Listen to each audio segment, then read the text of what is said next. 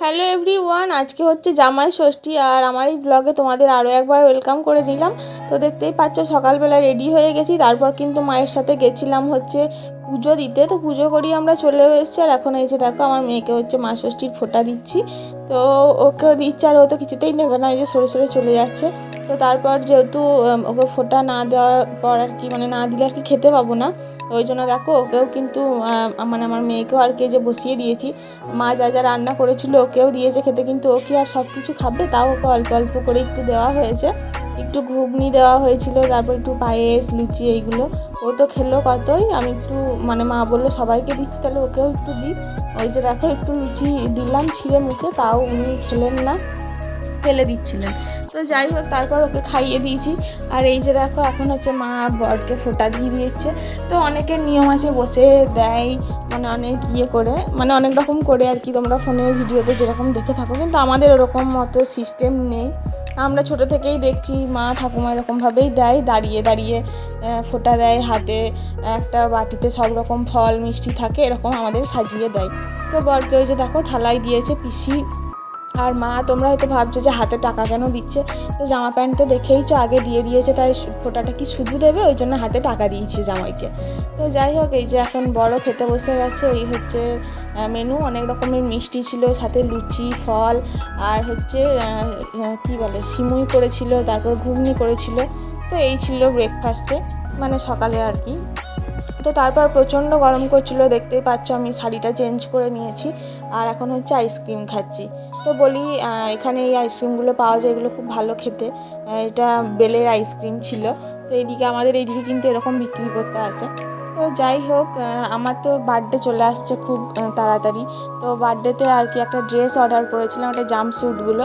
তো এটাই আর কি চলে এসেছিলো সেই দিনই। তো এটা দেখো ওপেন করছিলাম। তো আজকেই হচ্ছে সেই দিন যেদিন থেকে আমার শরীর খারাপটা স্টার্ট হয় বলতে আমার আগে থেকেই কোমরে ব্যথা হতো, মানে অনেক আগে থেকে এই একবার ডাক্তার দেখিয়ে ওষুধও খেয়েছিলাম, বাট ভালো হয়ে গেছিলো।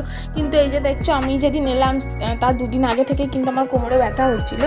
কিন্তু যাই হোক অতটাও না, যেরকম মাঝে মাঝে হয় সেরকম ব্যথা হচ্ছিলো, বাট মানে আসা গেছিলো। কিন্তু এই যে দেখো এই দিন থেকে আমার মানে এত কোমরে আর পায়ে ব্যথা, মানে ফার্স্টে কোমরে ব্যথা হচ্ছিলো, তো কোমর থেকে পুরো পায়ে ব্যথা ধরে গেছে। মানে সেই যেরকম শিরাই টান ধরলে যেরকম ব্যথা হয় পুরো সেরকম ব্যথা, আমি তো উঠতেই পারছিলাম না। তারপর ওষুধ ইঞ্জেকশন অনেক রকম এখানে করা হলো, মানে এখানে আমাদের ওখানে যে ছিল আর কি উনি দেখে আর কি ইঞ্জেকশন দিয়ে ওষুধ দিয়ে আর কি একটু মানে ঠিক করে আমি বাড়ি এলাম, মানে বাড়ি আসতে পেরেছি। এরপর হয়তো তোমরা আর কোনো ভ্লগ পাবে না, আমার এতটাই শরীর খারাপ ছিল, তো আমি তো শুয়ে বসেই কাটিয়েছি। আমি ওষুধ খেয়ে তারপর আর কি বাড়ি এসেছি। তো তারপর এখানে এসেও আমি ডাক্তার দেখিয়েছি। তো ডাক্তার অনেক টেস্ট দিয়েছে, ব্লাড টেস্ট, তারপরে হচ্ছে এক্স-রে, তো সবই তোমাদের সাথে শেয়ার করব। আর এই যে দেখো খাওয়ার পর তোমাদের সাথে শেয়ার করছি, কারণ আমি উঠতেই পারি না। এই দিন পিসামশাই মাটন রান্না করেছিল, আর আমার পিসামশাই দারুণ রান্না করে, মানে পিসামশাই আমি যদি থাকি বাড়িতে আর পিসামশাই যদি আসে, আমি তো কাউকে রান্নাঘরে ঢুকতেই দেবো না, সব রান্না পিসামশাইকে দিয়েই করাবো, এরকম একটা ব্যাপার। তো যাই হোক সব তো আর রান্না করানো যায় না, উনিও তো সেই জামাই মানুষ।